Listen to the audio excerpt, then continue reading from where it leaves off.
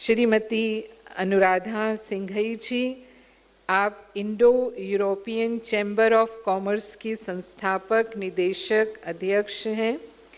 आपका प्रोफाइल तो बहुत लंबा है, एक पुस्तक की तरह पूरा नहीं पढ़ा जा सकता, लेकिन संक्षिप्त में मैं आपका परिचय दे रही हूँ। आप भोपाल एमपी में उद्योग विकास, स्टार्टअप को बढ़ावा देने और भारत यूरोप के बीच व्यापारिक संबंधों को मजबूत करने के लिए कार्य करती हैं। आपने अनेक अंतर्राष्ट्रीय प्रेजेंटेशन किए हैं, आपको अनेक ग्लोबल रिकॉग्निशंस मिले हैं। आप एक विजनरी लीडर हैं, governance professional, institutional leader, global representative across government, corporate and development sector में हैं। She focuses on institutional excellence, sustainability, gender equality and international collaboration. She believes in creating systems that empower people and communities to build a better and ethical society. आपने एक पुस्तक लिखी है हाल ही में, unbroken, जिसका आप आज विमोचन भी करवाने वाले हैं। तो आपसे मैं अनुरोध करूंगी, अपना उद्बोधन हमारे समक्ष रखेंगे और आपके लिए मैं कहूंगी, काम करो ऐसा कि पहचान बन जाए, हर कदम चलो ऐसा कि निशान बन जाए। जीवन तो यहाँ सभी जी लेते हैं, लेकिन आप जियो ऐसे कि मिसाल बन जाए। तो आपने सचमुच ऐसा जीवन जिया है जो केवल महिलाओं के लिए नहीं, लेकिन अनेकों के लिए वो उदाहरण है, मिसाल है।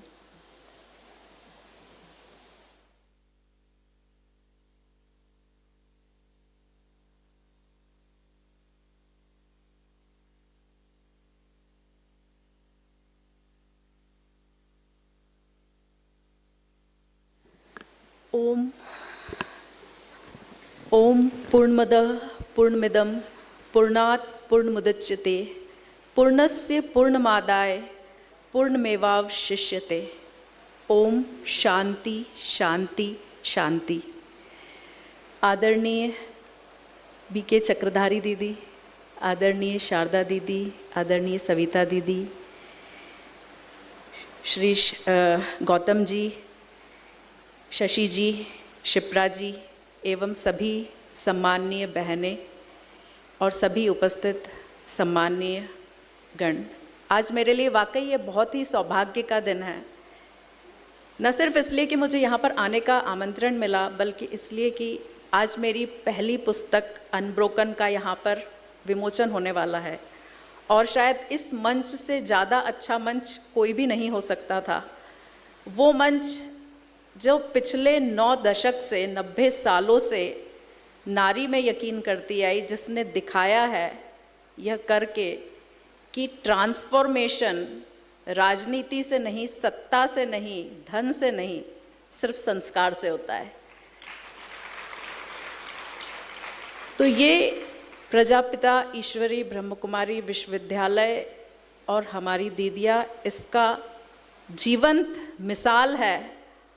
और इस मंच पर उस पुस्तक का विमोचन, जिसकी नायिका की कहानी भी कुछ वही है, जो कितने षड्यंत्र, कितने संघर्ष के बाद भी न झुकी है, न टूटी है, लेकिन अपने संस्कारों से न संस्था का उसने काया पलट किया, बल्कि एक मिसाल भी की है। मैं शुरुआत करूंगी एक छोटी सी कहानी से। एक बार एक जंगल में आग लग जाती है, शायद आप लोगों ने सुनी भी होगी ये कहानी, और जंगल के सब जानवर भागने लगते हैं, लेकिन एक छोटी सी चिड़िया रहती है, वो अपनी चोंच में पानी भर के उस जंगल की आग बुझाने बार बार जाती रहती है। सब लोग उसका बड़ा मजाक उड़ाते हैं, कहते अरे तुम इतनी छोटी सी चिड़िया हो, तुम इस जंगल की आग नहीं बुझा सकती। वो चिड़िया एक बात कहती है जो आज हम सबके बीच में बहुत प्रासंगिक है। वो कहती है, मैं आग तो नहीं बुझा सकती, लेकिन मैं उस आग को लगते हुए भी नहीं देख सकती। मैं अपनी गिनती उन नामों में नहीं करना चाहती जो चुप रहे और मूक दर्शक बन के गलत होते हुए देखते रहे। ये संस्कार थे उस छोटी सी चिड़िया के, और यही संस्कार जिसकी हम बात कर रहे हैं, उसकी प्रेरणा स्रोत एक महिला होती है। क्योंकि हम कोई भी अगर जीवन में कदम रखता है तो वो पहला लेसन अपनी माँ की गोद से सीखता है। हम कानून, लॉ की बुक्स पढ़ के नहीं सीखते, सबसे पहले हम अपने घर के संस्कारों से सीखते हैं कि हम कहाँ जा रहे हैं। एक व्यक्ति का संस्कार उसके परिवार से निर्धारित होता है कि वो कहाँ आ रहा है। मैं आपसे कुछ प्रश्न करना चाहती हूँ। क्या आप लोग इस बात में मानते हैं कि महिला, एक नारी ज़्यादा अच्छी मल्टीटास्कर है? ओके, चलिए, काफ़ी लोग ये बात मानते हैं। क्या आप लोग ये मानते हैं, आप में से कितने लोग ये मानते हैं कि एक महिला ज़्यादा अच्छी लीडर है?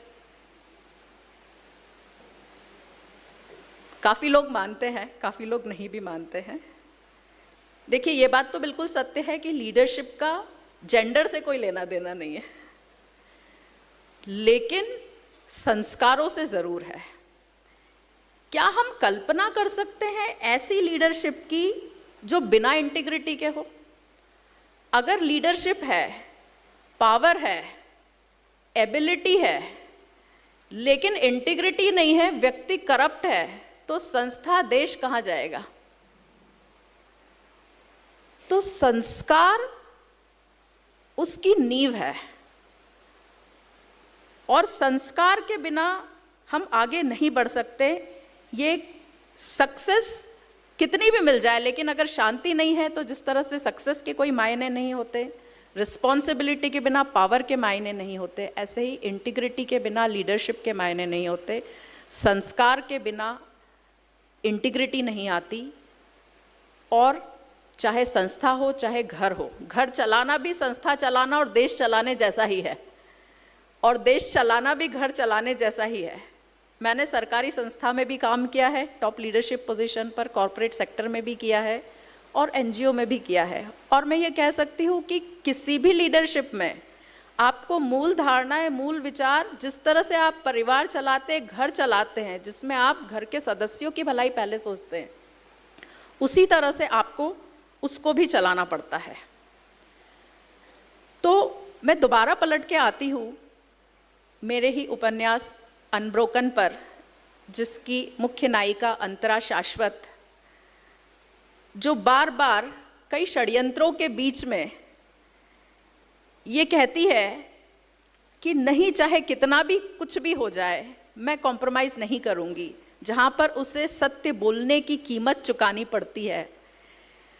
हमने बहुत सारे उदाहरण देखे होंगे। अभी मैं दीदी का वक्तव्य सुन रही थी, शारदा दीदी का, उन्होंने बहुत खूबसूरती से बोला कि सीता ने भी अग्नि परीक्षा दी, द्रौपदी का चीरहरण हुआ, सब मुंह लटकाए नीचे मुंह करके खड़े रहे। देखिए, ये सदियों से होता आया है और आज भी हो रहा है और कल भी होगा कि नारी को कम आंका जाएगा, उसका शोषण होगा।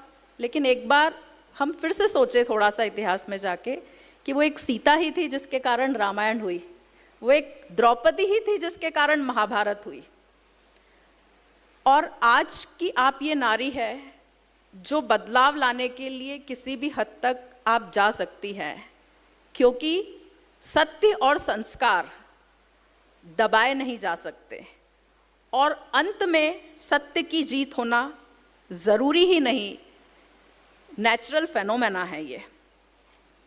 आज हम बात करते हैं और इन्वेस्टमेंट करते हैं आर्टिफिशियल इंटेलिजेंस में। आज हम देख रहे हैं आजू बाजू सब जगह आर्टिफिशियल इंटेलिजेंस की बात हो रही है, लेकिन क्या आपको नहीं लगता कि आर्टिफिशियल इंटेलिजेंस के साथ में इमोशनल इंटेलिजेंस ज़रूरी है? क्या हमें ये नहीं लगता कि स्पिरिचुअल इंटेलिजेंस ज़रूरी है? अगर स्पिरिचुअल इंटेलिजेंस नहीं है, इमोशनल इंटेलिजेंस नहीं है, तो आर्टिफिशियल इंटेलिजेंस कहाँ जाएगी? आज हम कॉरपोरेट सेक्टर में बात करते हैं एआई गवर्नेंस की। क्यों एआई को गवर्न करने की क्यों ज़रूरत है? वो तो सब कुछ जान गया है। एथिक्स, इंटीग्रिटी, क्योंकि अगर एआई के पास कोई स्पिरिचुअल इंटेलिजेंस नहीं है, एआई के पास कोई इमोशनल इंटेलिजेंस नहीं है, वो तो क्या करता है? अगर कोई चीज बिना एथिक्स के पावरफुल होती जा रही है तो क्या होगा? क्या होगा उसका? इसलिए हम एआई गवर्नेंस की बात करते हैं, क्योंकि हम नहीं चाहते हैं कि हमारी मशीनें इतनी स्मार्ट हो जाए कि इंसान बहुत नाटा सा साबित हो जाए। हमारे पास इंफॉर्मेशन का अंबार पड़ा हो लेकिन ज्ञान समाप्त हो जाए। कल बहुत ही खूबसूरत लेज़र शो मैं देख रही थी यहाँ पर, जिसमें बाबा बात कर रहे थे ज्ञान की। ज्ञान मिलना चाहिए, ज्ञान इंफॉर्मेशन नहीं है। इंफॉर्मेशन का तो अंबार पड़ा है।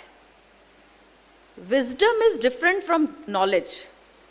ये विजडम हमें अर्जित करना है, और विजडम का एप्लीकेशन कैसे करना है ये बहुत इंपॉर्टेंट है। और उस एप्लीकेशन में धूर्तता न हो,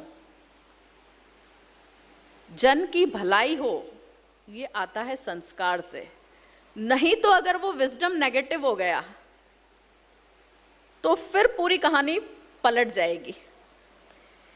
इसलिए हमें फिर से शुरू से करनी पड़ती है महिलाओं के संस्कार से, क्योंकि महिला संस्कारित तो घर में, परिवार में बच्चे संस्कारित, और संस्कारित भविष्य का निर्माण जो उस एआई को भी संस्कारित वे में गवर्न करेंगे और जो आगे की पीढ़ियों को भी गवर्न करेंगे। हमने हमेशा सुना है कि एक पुरुष को शिक्षित करो तो एक व्यक्ति शिक्षित होता है, लेकिन जब एक महिला को शिक्षित और संस्कारित करते हैं तो पूरी पीढ़ी संस्कारित होती है। इसीलिए अगर हमें एथिकल सोसाइटी बनाना है तो हमें रिस्पॉन्सिबल लीडरशिप डेवलप करना है, और तभी हम एक बेहतर नेशन बना पाएंगे।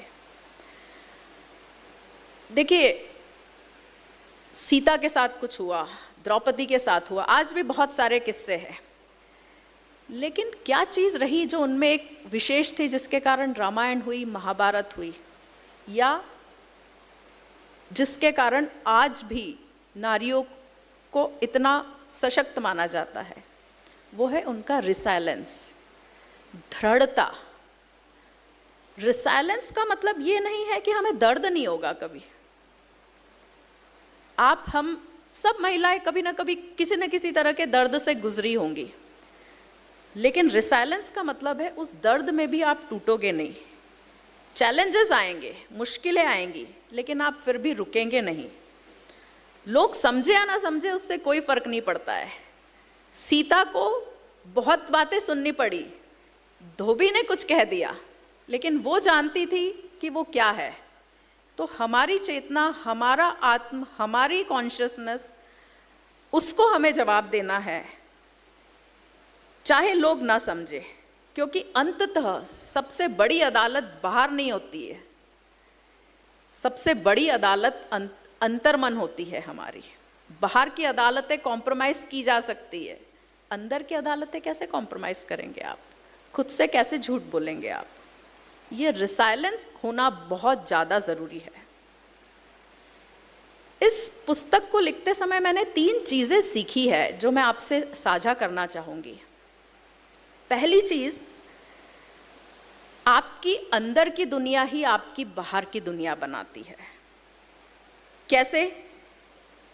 क्योंकि जिस तरह से अंतरा, जो सिर्फ लीडरशिप टूल, जिसका सिर्फ स्ट्रैटेजी नहीं थी कि सिर्फ स्ट्रैटेजी के बदौलत पूरी संस्था का काया पलट कर दे, जब चारों तरफ षड्यंत्र, झूठे आरोप और कई सारे कष्ट है, उसका सबसे बड़ी ताकत थी उसकी स्पिरिचुअल पावर।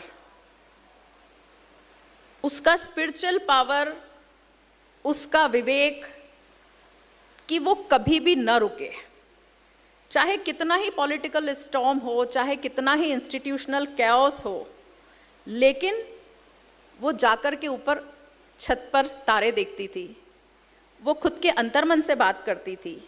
और शायद हम ब्रह्म कुमारीज भी इसी को बोलते हैं चेतना। चेतना को समझना, या हम एंशिएंट इंडियन सिस्टम में बोलते हैं स्थित प्रज्ञा। आप उसको कुछ भी नाम दे दे, लेकिन हम सबको यह स्थित प्रज्ञा डेवलप करना बहुत ज़रूरी है। यही हमारी पहली सीख है। दूसरा सच जो मैंने उस पुस्तक से समझा वो यह है कि इंटीग्रिटी कोई बर्डन नहीं है, इंटीग्रिटी आपकी लेगेसी है, इंटीग्रिटी आपकी विरासत है। ये विरासत जो आप परिवार में, देश में, संस्था में पास करते हैं।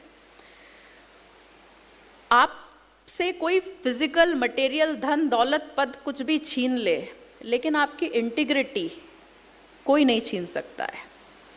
और यही विरासत है जो शेष रह जाती है जब आपके दुश्मन भी आपका सम्मान करते हैं। वो सामने तो आपसे लड़ रहे हैं क्योंकि आप दुश्मन हो, लेकिन फिर भी वो अपने अंतर्मन में कहीं आपका सम्मान करते हैं। ये सबसे बड़ा एक इम्पॉर्टेंट थिंग है। तीसरा सच जो उस पुस्तक के द्वारा मैं समझ पाई हूँ, लेट गो करना, सरेंडर करना कमजोरी नहीं है, स्ट्रेंथ है। हमें कई बार अपने आप को सशक्त रखने के लिए, अपने आप को पूर्ण रखने के लिए जो कचरा है वो छोड़ना पड़ता है। जिस तरह से दीदी ने कहा कि मूंगफली के छिलके, तो छिलकों को अलग करना ज़रूरी है, हमें कचरे को अलग करना ज़रूरी है। तो लेट गो करना, किसी को माफ़ कर देना, ये कमज़ोरी नहीं है। जैन फिलॉसफी में भी कहा गया है, क्षमा वीरस्य भूषणम। क्षमा करना, धैर्य रखना, ये संस्कार ही है। ये संस्कार ही है जो हमारा मन हल्का करते हैं। जैनों में हर साल पर्युषण के पर्व के अंतिम दिन क्षमा याचना की जाती है, उत्तम क्षमा। वो सिर्फ इसलिए कहा जाता है, कई बार हम जिन लोगों को माफ़ करते हैं वो माफ़ी के लायक भी नहीं होते और वो माफ़ी मांगते भी नहीं है, लेकिन फिर भी हम माफ़ कर देते हैं। क्यों माफ़ कर देते हैं? उनके लिए नहीं, मेरी मानसिक शांति के लिए। हम अपनी मानसिक शांति के लिए कई बार चीज़ों को लेट गो कर देते हैं, और ये लेट गो करना कमज़ोरी नहीं है, ये बहुत बड़ी ताकत है।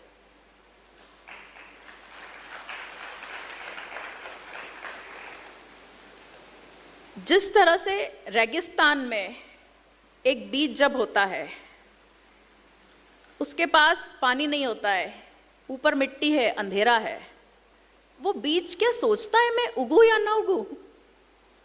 या वो किसी से पूछता है? नहीं, उसके संस्कार क्या है कि मुझे उगना है, मुझ में कोपल फटना है, और वो उन कष्टों को भी बाहर निकाल के आ जाता है। तो ऐसे ही जब संस्कार है, तो चाहे कितनी भी मुसीबत आ जाए आपके ऊपर, आप उन सब विपत्तियों से बाहर निकल के आ जाएंगे, क्योंकि आपके पास में आपके वो संस्कार है, आपकी इंटीग्रिटी है और आपकी कैपेबिलिटीज़ है। और यही उपनिषदों का भी सार है। अगर आप उपनिषद भी पढ़ेंगे तो उपनिषद में एक जगह उल्लेख है, जब एक ऋषि बीज, छोटे से बीज को लेकर के अपने पुत्र को देते हैं और बोलते हैं इसके अंदर क्या है बताइए। वो बोलते हैं बीज है। वो उस बीज के टुकड़े कर देते हैं, फिर बोलते हैं इसमें क्या है? इतना छोटा सा बड़ का बीज। बोले कुछ नहीं है। फिर वो बोलते हैं, बोले अभी तुम्हें सीखना बाकी है। वो सारे उपनिषदों, सारे वेदों का ज्ञान प्राप्त करके आ गए थे पुत्र, और उनको थोड़ा सा घमंड हो गया था, इसलिए उनके पिता उनकी परीक्षा लेते हुए बीज बता के पूछते हैं। तब पिता बोलते हैं, बोले इस बीज के अंदर कैपेबिलिटी है एक बहुत बड़ा पेड़ बनने की, वृक्ष बनने की। वो बीज छोटा है, लेकिन तुम वो कैपेबिलिटी नहीं देख पा रहे हो। तो ये जो कैपेबिलिटी है, बीज का वृक्ष बनने की कैपेबिलिटी, धरती की मिट्टी को फोड़ करके बाहर निकलने की कैपेबिलिटी, ये कैपेबिलिटी क्या है? What is this capability? ये कैपेबिलिटी कहाँ से आती है? क्या आर्टिफिशियल इंटेलिजेंस से आती है ये कैपेबिलिटी? ये आती है हमारे संस्कारों से, इस जन्म के और पूर्व जन्म के संस्कारों से, और हम उसमें से फिर तब बाहर निकलते हैं।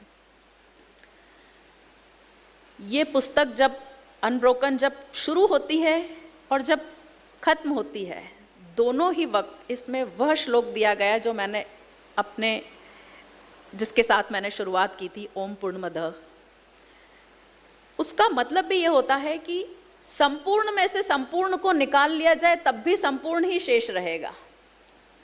पूर्ण में से पूर्ण निकालने पर पूर्ण ही शेष रहता है। यह ईश्वरीय कॉन्टेक्स्ट में कही गई बात है, लेकिन यह नारी पर, संस्कारवान नारी पर भी पूरी तरह से सत्य साबित होती है कि चाहे कोई तुम पर कितने भी आरोप लगाए, चाहे तुमसे कोई कुछ भी छीन ले, पद छीन ले, धन छीन ले, लेकिन तुम कंप्लीट रहोगी, तुम पूर्ण रहोगी, तुम पूर्ण थी, तुम पूर्ण हो और सदा पूर्ण रहोगी। ये कहानी सिर्फ अंतरा शाश्वत की नहीं है, ये कहानी काल्पनिक हो सकती है, लेकिन ये दर्द काल्पनिक नहीं है, ये संघर्ष काल्पनिक नहीं है और ना ही उसकी विजय काल्पनिक है। ये आपकी, मेरी, हम सब लोगों की कहानी है। ये उस स्त्री की कहानी है जो कभी टूटी नहीं थी, जो सदा पूर्ण थी, जो सदा शक्तिशाली थी, जो सदा ज्योति थी। तूफान थम जाए लेकिन बीज बचा रहेगा और वह खिलेगा और वह उगेगा। ओम शांति, ओम शांति, ओम शांति।